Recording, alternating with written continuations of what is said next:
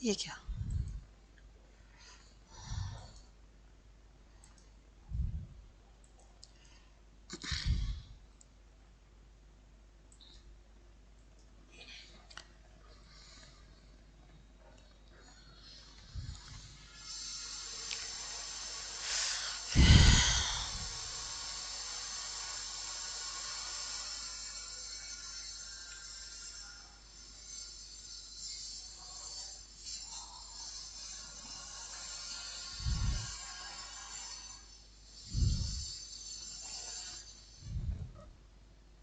Hello सभी को नमस्कार। कैसे हैं आप सभी? चलो जी।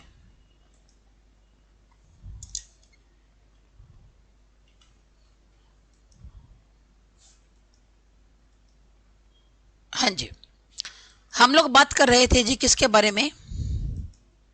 प्रगतिवाद के बारे में। हम लोग किसके बारे में बात कर रहे थे? प्रगतिवाद के बारे में कर रहे थे जी बात। प्रगतिवाद, ये प्रगतिवाद क्या है? ये बात मैंने आपको अच्छी तरह समझा दी पहले भी। तो इसके अंदर, प्रगतिवाद के अंदर हम लोग 3 कवियों को पढ़ चुके हैं। एक तो हमने पढ़ लिया जी नागार्जुन को, ठीक, एक नागार्जुन, और एक हमने पढ़ा केदारनाथ अग्रवाल को। एक मैं आपको पढ़ा चुकी हूं, केदारनाथ अग्रवाल को मैं आपको पढ़ा चुकी हूं, और एक रामविलास शर्मा। एक हमने कौन सा कवि पढ़ लिया जी? रामविलास शर्मा। रामविलास शर्मा को पढ़ लिया। तो ये 3 कवि हम लोग पढ़ चुके हैं, इन तीनों कवियों के बारे में। अब हम लोग बात करते हैं शिव मंगल सिंह सुमन की। अब बात करते हैं जी शिव मंगल सिंह सुमन की। इनके बाद हम लोग बात किसकी करेंगे? शिव मंगल सिंह सुमन के बाद वासुदेव सिंह त्रिलोचन की, और उसके बाद करेंगे जी रांगे राघव की। यानी कि 3 कवि तो हमारे हो चुके हैं, और 3 के बारे में करने वाले हैं जी बात। 3 हो चुके हैं और 3 के बारे में करने वाले हैं जी बात। तो देखो, बात करते हैं जी शिव मंगल सिंह सुमन की बात करते हैं, ठीक। तो इनका जो जन्म है, जन्म हुआ था जी 1915 में। शिव मंगल सिंह, जिनका उपनाम क्या है जी? सुमन है। नाम तो शिव मंगल है, शिव मंगल सिंह, और उपनाम क्या है जी? सुमन है। जन्म हुआ 1915 में और मृत्यु हुई 2002 में। मृत्यु कब हुई जी? 2002 में। इनका जन्म स्थान कहां का है? झगरपुर, उन्नाव, उत्तर प्रदेश। इनका जन्म स्थान कहां का है जी? झगरपुर, उन्नाव, उत्तर प्रदेश में। इनका जो पहला काव्य संग्रह है उसका नाम क्या था जी? हिल्लोल। हिलोल इनका पहला काव्य संग्रह था, जो 1939 में इनके द्वारा लिखा गया था। कब लिखा गया था जी? 1939 में, ठीक। तो जो शिव मंगल सिंह सुमन है, एक बार फिर से देखो इनके जीवन के बारे में। इनका जन्म हुआ जी 1915 में, मृत्यु हुई 2002 में। जन्म स्थान है जी झगरपुर, उन्नाव, उत्तर प्रदेश। जन्म स्थान कहां का है? झगरपुर, उन्नाव, उत्तर प्रदेश का। पहला काव्य संग्रह कौन सा था? हिल्लोल, जो 1939 के अंदर लिखा गया था, ठीक है। यूपी के थे ये। पहला काव्य संग्रह है जी हिल्लोल। उसके बाद इनकी प्रमुख रचनाओं पर आ जाओ जी सीधा, क्योंकि ये जो 3 कवि आज करवाने वाली हूं ना, ये ज्यादा बड़े बड़े कवि नहीं है, बिल्कुल छोटे छोटे कवि हैं, और ये जल्दी हो जाएंगे। इनके अंदर ज्यादा टाइम लगने वाली कोई बात नहीं है, ये आपके जल्दी हो जाएंगे कंप्लीट। और ये जो मैं आपका प्रयोगवाद है, ये तो मैं आपको कल शुरू करवाऊंगी। जो प्रयोगवाद है ना, ये तो मैं आपको कल शुरू करवाऊंगी।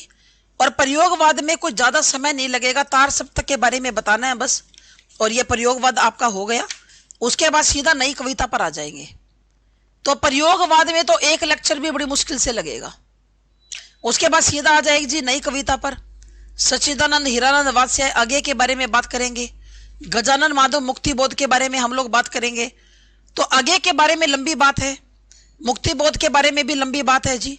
फिर आएगा जी शमशेर बहादुर सिंह के बारे में, नरेश मेहता के बारे में बात करेंगे, गिरजा कुमार माथुर के बारे में, दुष्यंत कुमार के बारे में। तो यानी कि अब जो हमारे कवि रह गए ना, वो थोड़े बहुत कवि रह गए, और अगला हफ्ता तो पूरा लगेगा ही नहीं, मुझे ऐसा लगता है अगला हफ्ता अपना पूरा नहीं लगेगा। और उससे पहले ही आपका जो ये सिलेबस है ना, ये मतलब लिटरेचर है, ये कंप्लीट हो जाएगा। अब मेरे ख्याल से इसके ऊपर 3-4 लेक्चर और लगने चाहिए बस। एक तो कल का, उसके बाद 3 लेक्चर और लगने चाहिए। 3-4 लेक्चर के अंदर अपना ये पूरा हो जाएगा। फिर हम लोग शुरू करने वाले हैं जी काव्य शास्त्र। फिर हम काव्य शास्त्र को शुरू करेंगे, ठीक है ना। तो अब ये ज्यादा टाइम की बात नहीं है। और कल जो है वो मैं आपकी क्लास ले नहीं पाई, और अभी भी मेरा गला खराब है। जब मैं बोल रही हूं तो आवाज जो है ढंग से नहीं, अजीब सी निकल रही है। नहीं, बिल्कुल ठीक नहीं हो पूजा, अब तक ठीक नहीं हुई। पूनम नमस्कार, पूजा गुड इवनिंग, सतीश की भी नमस्कार, विनती गुड इवनिंग। हाँ जी पूजा, नहीं फीवर ठीक नहीं हुआ अभी भी जैसे यूं लग रहा है जैसे बुखार है, तो इसलिए। लेकिन आपकी क्लास लेनी थी, मैंने सोचा ये 3 ही कवि हैं, जल्दी हो जाएंगे, इनको तो करवा देते हैं ना। मनीषा नमस्कार, कि इनको तो करवा देते हैं, उसके बाद देखते हैं। और ये जो प्रयोगवाद है ये मैं कल करवा दूंगी आपको, एक ही लेक्चर में करवा दूंगी कल, क्योंकि कल भी मैंने जो है छुट्टी ली है एकेडमी से, तो कल मैं एकेडमी नहीं जाऊंगी। तो कल मेरे पास थोड़ा टाइम है, तो कल मैं आपको थोड़ी लंबी क्लास लेकर तो ये प्रयोगवाद भी करवा दूंगी, और जो नई कविता है ना उसके बारे में भी कल आपको बता दूंगी। क्या पता मैं आपको आगे भी करवा दूं साथ साथ में, एक बार जब लेने लग जाऊंगी ना क्लास तो फ्लो बन जाएगा, तो उसके अंदर फिर मैं आपको करवा दूंगी। क्या पता आगे भी करवा दूं कल नई कविता का। तो क्योंकि कल थोड़ा सा टाइम है मेरे पास, जब टाइम होता है तो हम सोचते हैं इसको यूटिलाइज करें इस टाइम को, और कल तक तो हो जाएगा और भी ठीक हो जाएगा। ठीक, चलो जी। मधु वर्मा गुड इवनिंग जी, गुड इवनिंग मधु। चलो जी अब करते हैं जी आगे बात। तो इनकी जो काव्य रचनाएं हैं वो कौन कौन सी हैं? एक तो है जी हिल्लोल। एक तो काव्य रचना कौन सी है जी? हिल्लोल, जो 1939 की है। जो कब की है जी? 1939 की है। जीवन के गान 1941 की है। हिलोल है जी 39 की, और जीवन के गान है जी 1941 की। युग का मोल, युग का 1945 की। प्रलय सृजन 1950 का है। विश्वास बढ़ता ही गया, विश्वास जो है ना वो बढ़ता ही गया, पर आंखें नहीं भरी। कहते विश्वास बढ़ता गया पर आंखें नहीं भरी। विंध्य हिमाचल, मिट्टी की बारात 1972 का। आप कहोगे मैडम इन 3-4 के आगे आपने सन नहीं लिख रखी, इनका नहीं पता भाई, पर ये इतना अंदाजा है कि ये 1950 से 72 के बीच की है, इनके टाइम का नहीं पता। वाणी की व्यथा 1980 की, और उसके बाद एक और आई थी हम पक्षी उन्मुक्त गगन के। कौन सी आई थी जी? हम पक्षी उन्मुक्त गगन के। तो इनकी प्रमुख रचनाएं कौन सी हैं? एक तो है जी हिल्लोल। जस्ट मिनट, एक गर्म पानी ला देना, गिलास गर्म ला देना, अच्छा चाय की तरह, थोड़ा सा चाय से कम। एक तो है जी हिल्लोल, ये 1939 की। जीवन के गान 1941 की है जी। युग का मोल 1945 की। प्रलय सृजन 1950 की है। कैसे याद करोगे? हिल्लोल, जीवन का गान, युग का मोल, प्रलय सृजन, विश्वास बढ़ता ही गया पर आंखें तो नहीं भरी, विंध्य हिमाचल, मिट्टी की बारात, वाणी की व्यथा, हम पक्षी उन्मुक्त गगन के। ठीक, क्लियर बात? हिल्लोल, जीवन के गान, एक बार फिर से देखो। युग का मोल, प्रलय सृजन, विश्वास बढ़ता ही गया पर आंखें नहीं भरी, विंध्य हिमाचल, मिट्टी की बारात, वाणी की व्यथा, और हम पक्षी उन्मुक्त गगन के। ये इनकी क्या है जी? प्रमुख रचनाएं हैं। ये इनकी क्या है? प्रमुख रचनाएं हैं। 2-4 बार पढ़ोगे याद हो जाएगी। तो विशेष बात क्या है जी? इनकी जो मिट्टी की बारात है, अभी हमने इसके बारे में पढ़ा, मिट्टी की बारात जो 1972 की रचना है इनकी, इसके अंदर 5 खंड है जी। जो मिट्टी की बारात है ना, इसके अंदर 5 खंड है, जिसमें एक काव्य रूपक है, जिसमें एक ऐसा है जो रूपक बनाया गया है। वो कौन सा जी? मिट्टी की बारात। रूपक का नाम भी यही है, मिट्टी की बारात। मिट्टी की बारात में 5 खंड है, जिसमें एक काव्य रूपक है जी, मिट्टी की बारात।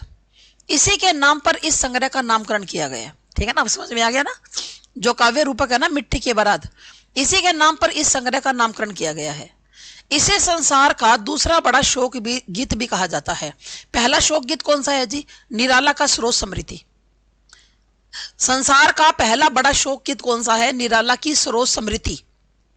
और दूसरा बड़ा शोक गीत कौन सा है जी? मिट्टी की बारात। 1974 ईस्वी में इसमें साहित्य अकादमी पुरस्कार भी मिला था इसके लिए इनको 1974 में साहित्य अकादमी पुरस्कार दिया गया था। अगला है जी जीवन के गान। इस रचना में रोमानी प्रवृत्ति परिलक्षित होती है, यानी कि नायक और नायिका के बारे में बताया गया है। जीवन के गान रचना में कवि की रोमानी प्रवृत्ति दिखाई देती है। इसकी अधिकांश कविताएं क्या है जी? प्रगतिवादी है। ज्यादातर कविताएं कौन सी है जी? प्रगतिवादी है। प्रगतिवादी तो हम पढ़ ही रहे हैं जी, शोषक और शोषित वाली। प्रलय सृजन की भूमिका, प्रलय सृजन नाम क्या है जी? प्रलय सृजन। तो ये जो प्रलय सृजन है इसकी भूमिका राहुल संकीर्तन जी ने लिखी थी। इनकी एक रचना है जी प्रलय सृजन, जो 1950 की है। मैंने आपको अभी पढ़ाई है, 1950 की है। प्रलय सृजन कब की है जी? 1950 की है। इसकी भूमिका किसने लिखी है? राहुल संकीर्तन जी ने लिखी है। ठीक है,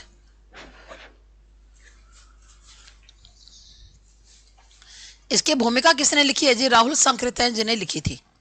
इनकी प्रमुख कविताएं कौन कौन सी हैं इस प्रलय सृजन के अंदर? मेरे पावन, मेरे पुनीत, आज तो मुझ में जवानी, कलकत्ते का अकाल, चल रही उसकी कुदाली, क्रांति। ये 6 कविताएं हैं जी जो इनकी रचना है ना प्रलय सृजन। इनके अंदर इनकी 6 कविताएं हैं। कौन कौन सी? मेरे पावन, मेरे पुनीत, आज तो मुझ में जवानी, कलकत्ते का अकाल, चल रही उसकी कुदाली और क्रांति। ये प्रमुख कविताएं हैं जी। चलो एक बार फिर से देखो रचना के बारे में। जो मिट्टी की बारात है इसके अंदर इनके 5 खंड है भाई, जिसमें एक काव्य रूपक है मिट्टी की बारात। इसी के नाम पर इस संग्रह का नामकरण किया गया है। इसी के नाम पर इस संग्रह का क्या किया गया है जी? नामकरण। इसे संसार का दूसरा बड़ा शोक गीत भी कहा जाता है। संसार का पहला शोक गीत कौन सा है? स्रोत समृद्धि। 1974 में मिट्टी की बारात रचना पर शिव मंगल सिंह सुमन को साहित्य अकादमी पुरस्कार मिला था। जीवन के गान इस रचना में रोमानी प्रवृत्ति परिलक्षित होती है, यानी कि नायक और नायिका के बारे में लिखा हुआ है। जीवन के जो गान है इस रचना में क्या है? रोमानी प्रवृत्ति परिलक्षित होती है जी। इनकी अधिकांश कविताएं क्या है जी? प्रगतिवादी है। फिर इनकी 1950 की रचना है जी प्रलय सृजन। इसकी भूमिका राहुल संकीर्तन जी ने लिखी थी। प्रलय सृजन की भूमिका राहुल संकीर्तन जी ने लिखी थी। और प्रमुख कविताएं कौन कौन सी हैं प्रलय सृजन की? एक तो मेरे पावन, मेरे पुनीत, आज तो मुझ में जवानी, कलकत्ते का अकाल, चल रही उसकी कुदाली और क्रांति। ये क्या है जी? इसकी प्रमुख कविताएं हैं। ये क्या है? इसकी प्रमुख कविताएं हैं। किसकी जी? प्रलय सृजन की। समझ में आ गया शिव मंगल सिंह सुमन के बारे में अच्छी तरह? चलो जी अब बढ़ते हैं आगे। अगले हमारे कवि कौन है? अगले कवि हैं जी वासुदेव सिंह त्रिलोचन। ठीक है ना? हाँ जी मैडम,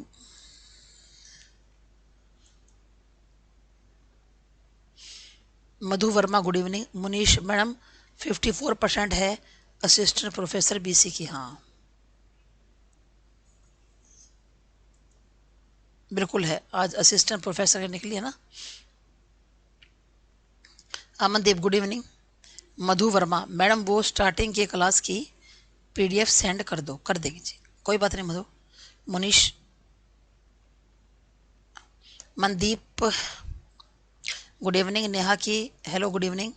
अमनदीप मैडम हजारी प्रसाद कौन सी क्लास में आपने करवाया है? मुझे मिला नहीं है। हजारी प्रसाद द्विवेदी, हजारी प्रसाद द्विवेदी के बारे में मैंने आपको स्टार्टिंग में बताया है। स्टार्टिंग में कहा? आदिकाल के अंदर, जब हजारी प्रसाद द्विवेदी ने अपना साहित्य लिखा था। रामचंद्र शुक्ल के बारे में भी वही बताया है। जब आदिकाल है ना, जहां पर मतलब जहां पर ये हिंदी साहित्य का इतिहास लिखा जा रहा था, वही तो मैंने आपको हजारी प्रसाद के बारे में बताया और वही मैंने आपको रामचंद्र शुक्ल के बारे में बताया हुआ है। ठीक है जी, क्लियर। लिटरेचर कितने मार्क्स का आता है? किसके अंदर? कविता। Good evening. मैडम लिटरेचर कब खत्म होगी और ग्रामर कब स्टार्ट होगी? अच्छा, ग्रामर स्टार्ट करनी है क्या नेहा, या काव्य शास्त्र स्टार्ट करना है पहले? अगर ग्रामर स्टार्ट करनी है तो मैं तो ग्रामर स्टार्ट कर दूं, ये काव्य शास्त्र बाद में कर लेंगे, ठीक है ना, जैसा आपकी इच्छा। चलो जी, चलो जी, क्योंकि काव्य शास्त्र में तो लगेगा टाइम। ये जो आपके होते हैं ना, एक तो रस, एक छंद और एक अलंकार, ये काव्य शास्त्र के पार्ट है। ये तीनों, रस भी, छंद भी और अलंकार भी, ये तीनों काव्य शास्त्र के पार्ट होते हैं। तो इन तीनों को मैं काव्य शास्त्र में करवाऊंगी। वासुदेव सिंह त्रिलोचन, जन्म हुआ जी 1917 में और मृत्यु हुई 2007 में।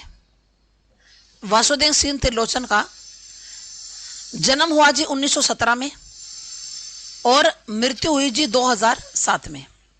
जन्म स्थान कहाँ है? चिरानी पट्टी, सुल्तानपुर।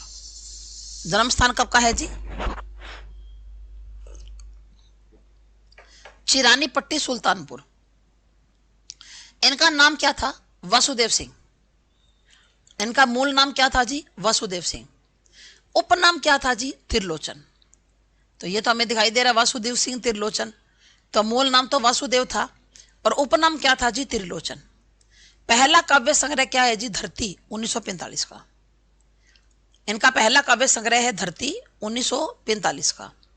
तो देखो, जन्म हुआ जी 1917 में, मृत्यु हुई 2007 में। जन्म स्थान है चिरानी पट्टी, पट्टी ये टै याद आएगा, चिरानी पट्टी, सुल्तानपुर। मूल नाम है जी वासुदेव सिंह, उपनाम है जी त्रिलोचन। और पहला काव्य संग्रह कौन सा है जी? धरती, 1945 का। कौन सा है जी? धरती, 1945 का। तो इनके प्रमुख काव्य संग्रह कौन कौन से हैं? प्रमुख कविताओं के संग्रह कौन कौन से हैं? एक तो है जी धरती, 1945 का पहला, यही अभी बताया। गुलाब और बुलबुल, ये कब का है जी? 1956 का। लिख लो इसको, ये कब का है? 1956 का। गुलाब और बुलबुल 1956 का है। दिगंत, दिगंत क्या होता है? चारों दिशाएं, दिक प्लस में अंत, 1957 का। ताप के ताए हुए दिन, 1980 का है। शब्द, ये भी 1980 का है। उस जनपद का कवि हूं, 1981 का। अर्घधान, 1984। तुम्हें सौंपता हूं, 1985 का। फूल नाम है एक, ये 1985 का है। अन कहनी भी कुछ कहनी है, ये 86 का है जी। सबका अपना आकाश, चैती, अमोला और जीने की कला। ठीक, एक मिनट।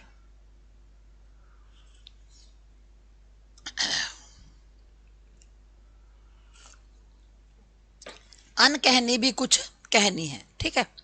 तो देखो जी, कौन से हैं? 14 हैं। धरती, गुलाब और बुलबुल, दिगंत, ताप के ताए हुए दिन और शब्द, ठीक है ना। क्या जी? धरती, धरती में गुलाब उगते हैं, चारों दिशाओं में खुशबू फैल गई, और ये दिन जो है वो गर्मी के हैं, कोई शब्द नहीं है, इतनी गर्मी पड़ रही है ना। और मैं उसी जनपद का कवि हूं, ठीक है ना, मैं उसी जनपद का कवि हूं। कहते हैं धरती, गुलाब और बुलबुल, धरती, गुलाब और बुलबुल, धरती में गुलाब खिलते हैं, चारों दिशाएं दिगंत, ताप के ताए हुए दिन, शब्द, और उस जनपद का कवि हूं। अर्धान, अर्घान 1984 का है जी। तुम्हें सौंपता हूं, 1985 का। फूल नाम है एक, 1985 का। अन कहनी भी कुछ कहनी है, सबका अपना आकाश, चैती, अमोला और जीने की कला। आप इनको सन को याद मत करो, सीधा याद करो। धरती, गुलाब, दिगंत, ताप के ताए हुए दिन, शब्द नहीं है कहने के लिए, उस जनपद का कवि हूं। अर्धान, तुम्हें सौंपता हूं, फूल नाम है एक, अन कहनी भी कुछ कहनी है, सबका अपना आकाश, और उसके बाद क्या है जी? अमोला। उसके बाद क्या है जी? अमोला। ठीक, फिर देखिए इनके कहानियों का कौन सा संग्रह है? ये है जी देश काल, ये इनका कहानी संग्रह है। इनके कहानी संग्रह का क्या नाम है जी? देश काल। और इन्होंने डायरी लिखी थी, रोजना मचा। डायरी कौन सी थी? रोजना मचा, ये इनकी डायरी थी। ठीक है, जैसे डायरी लिखने का होता है ना किसी को, कि डेली क्या क्या घटित हुआ, जैसे आज के दिन मेरे साथ क्या घटित हुआ, क्या अच्छा क्या बुरा, चाहे उसमें मेरी गलती हो चाहे ना हो, मैं उसको डायरी में लिखूंगी आज का। जैसे कईयों को यूं हैबिट होती है डायरी लिखने की, कि शाम को डायरी लिखते हैं कि जो दिन के अंदर जो घटित हुआ ना, कि आज हम वहां गए, हमने ये देखा, हमारे साथ ये घटित हुआ, मुझे एक आदमी मिला, ऐसा मिला, मतलब डेली जो होता है ना वो डायरी में लिखते हैं विद डेट। तो ये डायरी है इनकी, रोजाना मचा, ये डायरी लिखा करते थे। आलोचना है जी काव्य और अर्थबोध, एक इनका आलोचनात्मक ग्रंथ भी है जी, काव्य और अर्थबोध। एक पुरस्कार इनको कौन सा मिला? एक तो मिला जी साहित्य अकादमी, एक ही पुरस्कार है जी, साहित्य अकादमी पुरस्कार मिला 1981 में ताप के ताए हुए दिन रचना के लिए। ताप के ताए हुए दिन रचना के लिए। अच्छा जी, 1 मिनट में पानी पी लो गर्म, नहीं तो ये ठंडा हो जाएगा फिर, ये पहले ज्यादा गर्म था। ठीक,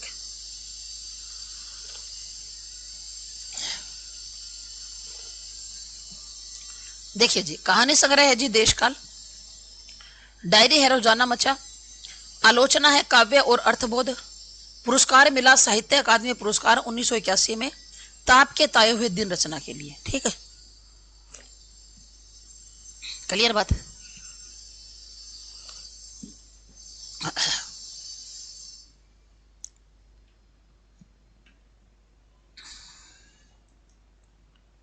चलो जी आगे बढ़ते हैं। अन्य महत्वपूर्ण तथ्य क्या क्या है? इनकी पहचान किसके रूप में की जाती है? ग्राम्य, ग्राम्य क्या होता है? गांव, गांव की संवेदना के कवि हैं, ग्रामीण संवेदना के कवि। इनको धरती के कवि कहा जाता है। निराला की काव्य परंपरा को नए धरातत्व, नए धरातत्व और नई भाषा से विकसित करने वाले कवि जो सूर्यकांत त्रिपाठी निराला है ना, उन्होंने जो काव्य परंपरा चलाई उसी परंपरा का इन्होंने अनुसरण किया और उस परंपरा को नए धरातत्व और नई भाषा में विकसित करने वाले कवि हैं। ठीक है, और जिजीविषा प्रधान कवि है। जिजीविषा क्या होता है जी? हर हाल में जीना है, चाहे परिस्थितियां कितनी भी विपरीत क्यों ना हो जाओ, जीना है हर हाल में, उसको जिजीविषा बोलते हैं। जिजीविषा का मतलब क्या होता है जी? हर हाल में जीना है, चाहे परिस्थितियां कितनी भी विपरीत क्यों ना हो, चाहे आंधी आए तूफान आए जीवन में, चाहे कितनी भी मुश्किलें क्यों ना आए, लेकिन जीना है तो जीना है, वो जिजीविषा होती है। ठीक, तो अन्य महत्वपूर्ण तथ्यों में क्या क्या है? सबसे पहली बात तो है जी पहचान, ग्रामीण संवेदना के कवि हैं, गांव की संवेदना के, धरती के कवि हैं जी। निराला की काव्य परंपरा को नए धरातत्व और नई भाषा से विकसित करने वाले कवि हैं। ठीक है ना, गांव की संवेदना के कवि हैं, धरती के कवि इनको कहा जाता है, गांव की संवेदना के कवि कहा जाता है, धरती के कवि कहा जाता है। निराला की काव्य परंपरा को नए धरातत्व और नई भाषा से विकसित करने वाले कवि हैं। नए धरातत्व और नई भाषा से विकसित करने वाले क्या है जी? कवि हैं। जिजीविषा प्रधान कवि हैं, मतलब हर हाल में जीना है, चाहे कुछ भी हो जाए जिएंगे, है ना, ये जिजीविषा होती है। उसके बाद है जी मुक्ति बोध ने त्रिलोचन को, मुक्ति बोध जिसके बारे में हम पढ़ेंगे, या तो कल पढ़ाऊंगी या आगे लेक्चर में, कल तो नहीं होगा मुक्ति बोध तक, अगले लेक्चर में यानी कि परसों तो हम गजानन माधव मुक्ति बोध के बारे में पढ़ेंगे। तो मुक्ति बोध ने त्रिलोचन को अवध का किसान कवि कहा है। मुक्ति बोध ने त्रिलोचन को क्या कहा है जी? अवध का किसान कवि कहा है। मलयज ने दिगंत को पाठक के रूप में इन्हें औस्त भारतीयता के कवि माना है। मलयज ने दिगंत के पाठक को, मतलब दिगंत इनकी रचना थी जी 1957 की, तो दिगंत के पाठक को, जो दिगंत को पढ़ता है, वो पाठक के रूप में इन्हें औस्त भारतीयता का कवि माना। किसने? मलयज।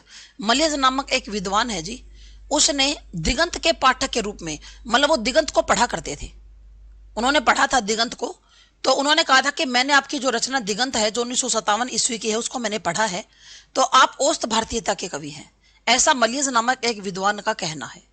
समझ में आई ये लाइन क्या है?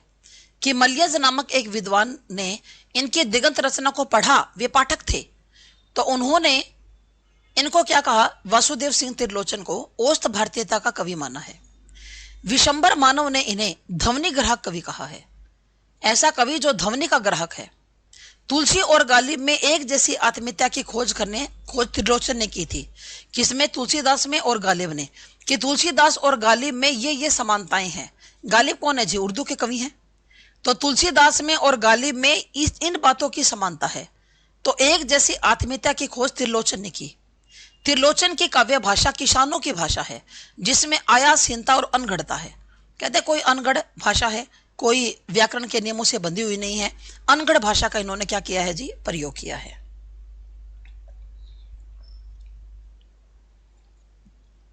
क्लियर बात? तो मुक्ति बोध ने त्रिलोचन को अवध का किसान कवि कहा है। मलयज ने दिगंत नाम की इनकी रचना को पढ़ा था। एक पाठक के रूप में वो कहते हैं कि ये तो औसत भारतीयता के कवि हैं। जैसे मैं किसी कवि की रचना को पढ़ लूं तो मैं पाठक हो गई और मैं उस कवि के बारे में अपना कोई विचार बता दूं। तो उन्होंने क्या कहा, ये औसत भारतीयता के कवि हैं। विशंबर मानव ने इन्हें ध्वनि ग्राहक कवि कहा है। तुलसी और गालिब में एक जैसी कुछ सिमिलरिटी इन्होंने खोजी है, आत्मीयता खोजी है त्रिलोचन ने, तुलसीदास में और गालिब में। त्रिलोचन की काव्य भाषा किसानों की भाषा है जिसमें आयासहीनता और अनगढ़ता है। त्रिलोचन की काव्य भाषा किसानों की भाषा है जिसमें क्या है जी, आयासहीनता और अनगढ़ता है। क्लियर बात। चलो जी, त्रिलोचन हिंदी में सोनेट। सोनेट क्या क्या होता है? अंग्रेजी भाषा का एक छंद होता है जिसमें 14 लाइन होती है। जिसमें कितनी लाइन होती है जी? 14 लाइन्स होती हैं, वो सोनेट होता है। सोनेट गूगल पे सर्च मारना क्या होता है सोनेट, पता चल जाएगा। कईयों को पता भी होगा कि अंग्रेजी के अंदर एक छंद होता है जी सोनेट। जैसे हिंदी में होते हैं ना चौपाई, दोहा, रोला, इस तरह से, तो अंग्रेजी का छंद होता है सोनेट। तो त्रिलोचन हिंदी में सोनेट लिखने के लिए, देखो सोनेट तो अंग्रेजी का है लेकिन उसको हिंदी में लिखते हैं। ये हिंदी में वही परंपरा इन्होंने चलाई है सोनेट वाली। तो केदारनाथ सिंह ने कहा था कि सोनेट जैसे वी जाति है। वी जाति है मतलब अपनी जाति का नहीं है, हिंदी का नहीं है, दूसरी जाति का है, अंग्रेजी का छंद है। तो सोनेट जैसे वी जातीय काव्य रूप को हिंदी भाषा में सहज लय और संगीत में ढालकर, कहते हैं त्रिलोचन ने एक ऐसी नई काव्य विद्या का आविष्कार कर दिया जो लगभग हिंदी की अपनी विरासत बन गई। ठीक है ना। तो एक नया प्रयोग था, एक नया क्या था जी? प्रयोग था। समझ में आई ये बात केदारनाथ सिंह की? तो देखो पहले तो ये सुनो, जो त्रिलोचन है वो हिंदी में सोनेट लिखने के लिए प्रसिद्ध है। अब आपसे पूछा जाएगा हिंदी में सोनेट किसने लिखा? त्रिलोचन ने। आपसे क्या पूछा जाएगा? हिंदी में सोनेट किसने लिखा जी? त्रिलोचन ने। तो केदारनाथ सिंह ने क्या कहा? सोनेट जैसे वी जातीय काव्य रूप को, अपनी जाति का थोड़ी ना है, ये तो अंग्रेजी का है। तो इन वी जातीय काव्य रूप को हिंदी भाषा में सहज लय और संगीत में ढालकर त्रिलोचन ने एक ऐसी नई विद्या का आविष्कार कर लिया जो हिंदी की अपनी विरासत बन गई। त्रिलोचन ने आधुनिक काल में कुंडलियां और बरवे, ये कुंडलियां और जो बरवे छंद है इनका प्रयोग तो रीति काल में होता था जी।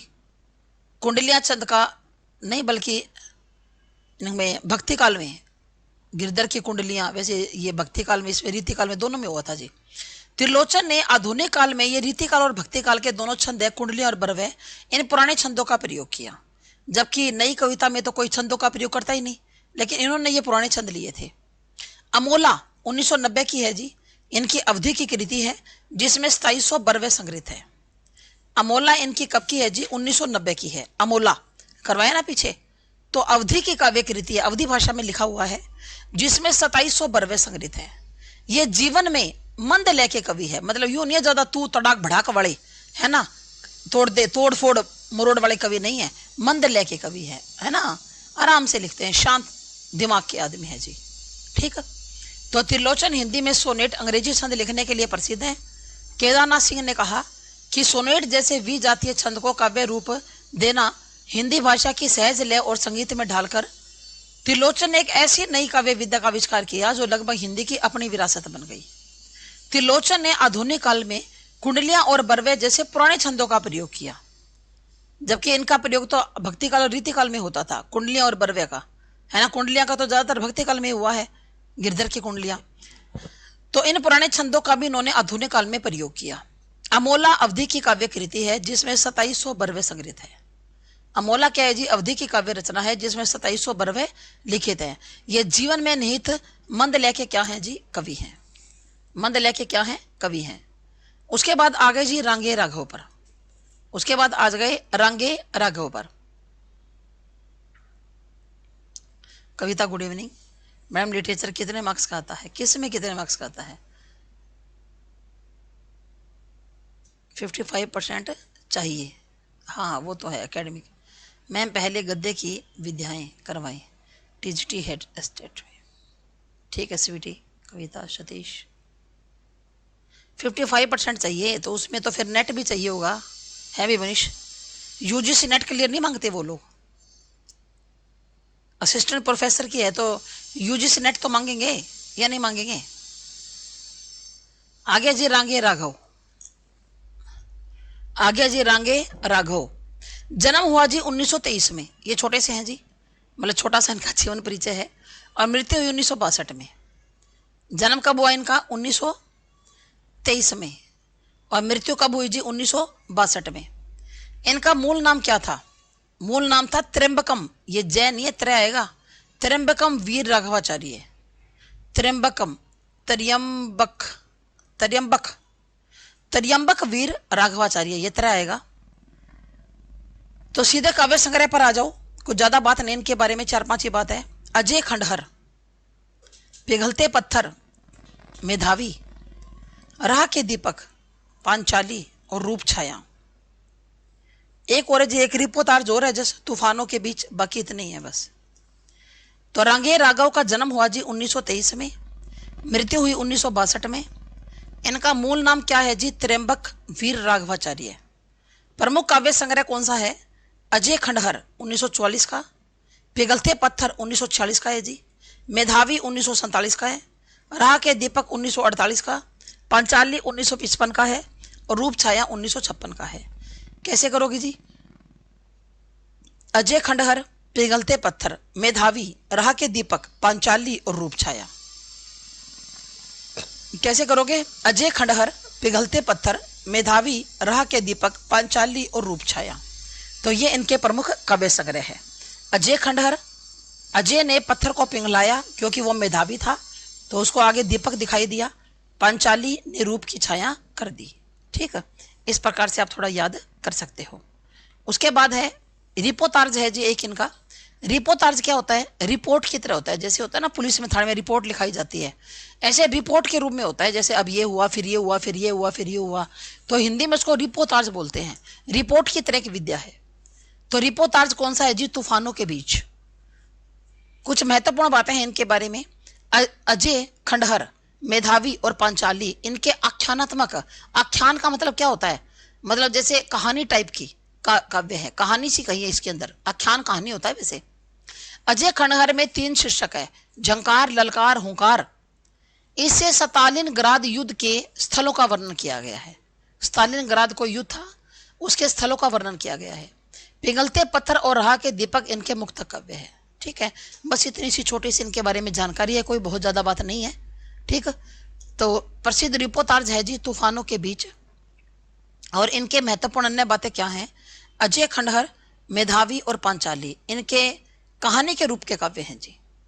ये ऐसे काव्य हैं जो कहानी के रूप में है। अजय खंडहर, मेधावी और पांचाली।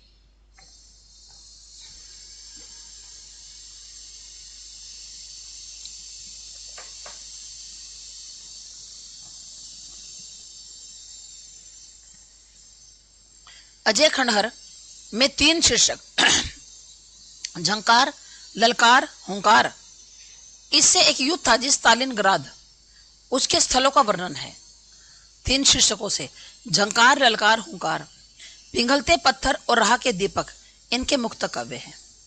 पिघलते पत्थर और राह के दीपक क्या है जी? इनके मुक्त काव्य है। ठीक है जी, क्लियर बात आ गया समझ में या नहीं आया? चलो जी, अब बात करते हैं हम लोग किसकी? बहुत क्या आज के लिए इतना, उनमें थोड़ा सा डाउट है। क्या है डाउट? बताओ जी, क्या डाउट है? मैडम एस्टेट टीजीटी में लिटरेचर कितने मार्क्स खाता है? 60 नंबर का। कविता 60 नंबर का आता है एस्टेट के अंदर। सब्जेक्ट आपका आएगा 60 नंबर का। उसके अंदर 10 से लेकर 15 के बीच में, 12 भी हो सकते हैं, 13 भी हो सकते हैं, वो क्वेश्चन आएंगे आपके एनसीईआरटी के। और 5, 7, 10 क्वेश्चन उसमें रख देगा कौन से? ये ग्रामर के। यानी कि यूं लगा लो 30 से 35 क्वेश्चन लिटरेचर के आते हैं। ठीक है कविता, 30 से 35 क्वेश्चन लिटरेचर के आते हैं। लक्षण ग्रंथ तो ज्योति वो होते हैं, लक्षण ग्रंथ का मतलब होता है कि जिसके अंदर रस, छंद, अलंकारों आदि का प्रयोग हो और वो किसी दूसरे को काव्य की शिक्षा देने के लिए लिखा जाए। और लक्ष्य ग्रंथ वो होता है कि जो किसी एक टारगेट को अचीव करने के लिए हो, कि मतलब कोई लक्ष्य हो उस ग्रंथ को लिखने का कवि का। कोई लक्ष्य का मतलब तो आपको समझ गए भी, कोई मोटिव हो, कोई लक्ष्य हो उस ग्रंथ को लिखने का। और लक्षण वो होते हैं जिसके अंदर रस, छंद, अलंकार, काव्य भेद आदि का वर्णन हो, तो वो तो होते हैं लक्षण ग्रंथ। और लक्ष्य ग्रंथ का मतलब होता है जो किसी टारगेट को देखकर लिखा जाए। ठीक है, हाँ नेट है, नेट तो मांगेगा। ज्योति यादव, जो रीतिकाल में, उसमें थोड़ा सा डाउट है, बताओ जी क्या डाउट है रीतिकाल के अंदर, आपका डाउट दूर कर देते हैं। अब अगला जो हमारा होगा ना वो प्रयोगवाद होगा। प्रयोगवाद कल एक ही लेक्चर का काम है, कल मैं आपको एक ही लेक्चर में पूरा प्रयोगवाद करवा दूंगी। आज क्लास थोड़ी छोटी है, मुझे पता है कि छोटी क्लास है, और क्योंकि इतना ही था जी, इतना ही था इसके अंदर। तो अब नया प्रयोगवाद जब शुरू करना है तो नेक्स्ट क्लास में शुरू करूंगी। तो मेरी तबीयत ढीली है इसलिए मैं ज़्यादा लंबी क्लास नहीं ले रही, और वैसे भी अगर ढीली ना भी होती तो भी मैं जब यहाँ पर ख़त्म कर दिया प्रगतिवाद तो प्रयोगवाद फिर इसी में शुरू ना करती मैं, क्योंकि फिर बाद में बच्चों को बड़ी दिक्कत होती है जो बच्चे रिकॉर्डेड बैच लेते हैं, क्योंकि उनको नाम का फिर उनको इशू आता है। तो ये जो प्रयोगवाद है, जो आगे के तार सप्तक के माध्यम से आया था, नए भाव, नए विचार, नए प्रयोगों के आधार पर आया था, ठीक है ना। रीति सिद्ध, देखो ज्योति तीन प्रकार के कवि हुए हैं, रीतिबद्ध, रीति सिद्ध और रीति मुक्त, ठीक है। रीतिबद्ध कवि वो थे जो रीतियों से बंधे हुए थे, मतलब जिन्होंने जो काव्य लिखा ना, रस छंद अलंकार इन सब का प्रयोग किया, रस का, छंद का, काव्य भेद का, काव्य रूपकों का, सबका प्रयोग करके काव्य लिखा, वो रीतिबद्ध कवि थे। वो कौन से थे जी? रीतिबद्ध कवि। मैं आपको सारे करवा चुकी हूँ कौन कौन से हैं। रीति सिद्ध कवि वो थे जिनको रीति के बारे में जानकारी थी, जैसे बिहारी, जिन्होंने रीति के बारे में जानकारी थी लेकिन उन्होंने फिर भी अपने स्वतंत्र मन से लिखा है। उनको जानकारी सारी थी रीति की, तो उन्होंने अपने काव्य में रीतियों का प्रयोग किया है लेकिन अपने हिसाब से, वो रीति सिद्ध कवि हैं। रीति मुक्त वो है जो किसी परिपाटी में नहीं बंधे। रीति मुक्त वो होते हैं जो किसी भी परिपाटी में बंध कर जिन्होंने नहीं लिखा, वो कौन से होते हैं? वो रीति मुक्त कवि होते हैं। वो कौन से कवि होते हैं जी? वो रीति मुक्त कवि होते हैं। और वैसे ज्योति, अगर आप पीछे की वीडियो देखो ना, ये तो मैंने आपको एक दो लाइन में बता दिया, अगर आप पीछे की वीडियो देखो तो आपको एक एक बात इतनी जबरदस्त तरीके से मैंने समझा रखी है ना। जैसे आप रीति सिद्ध की बात कर रहे हो तो इसमें केशव आएंगे, है ना। और एक मिनट ठहरो, हाँ जी, रीति सिद्ध कवियों में बिहारी है, सेनापति है जी, नृप शंभु है, पजनेश है, हटीजी है, राम साहेदास है, ठीक है ना। यानी कि जिन कवियों ने, रीति सिद्ध का दोबारा सुनो, जिन कवियों ने रीति निरूपक ग्रंथों की रचना नहीं की लेकिन इनको, इन नियमों का पालन करते हुए, ठीक है ना, उन्होंने अपने काव्य की रचना की, वो रीति सिद्ध कवि कहलाए, है ना। वो कहते हैं उन्होंने वो रीतियों का पालन नहीं किया लेकिन कुछ कुछ नियमों का इन्होंने प्रयोग किया है, ठीक है जी। और बताओ, वो रीति सिद्ध कवि थे ये। अगर ज्योति आप पीछे की देखोगे ना, मेरी वीडियो देखोगे, जो मेरे लेक्चर मैंने आपको करवाए हुए हैं, तो आपको जरा सा 1% भी डाउट नहीं रहेगा ज्योति, क्योंकि उसमें मैंने आपको बहुत खोल के बताया हुआ है। रीतिबद्ध कौन थे, रीति सिद्ध कौन थे, रीति मुक्त कौन थे, ये बातें मैंने वहां पर आपको बहुत खोल के बताई हुई है। आप एक बार वो पुरानी वीडियो देखो एक बार जरा, फिर आपको बहुत अच्छी तरह समझ में आ जाएगा। और बताओ जी, बस यही बात है क्या? और बताओ, कोई है और डाउट? है क्या और कोई डाउट?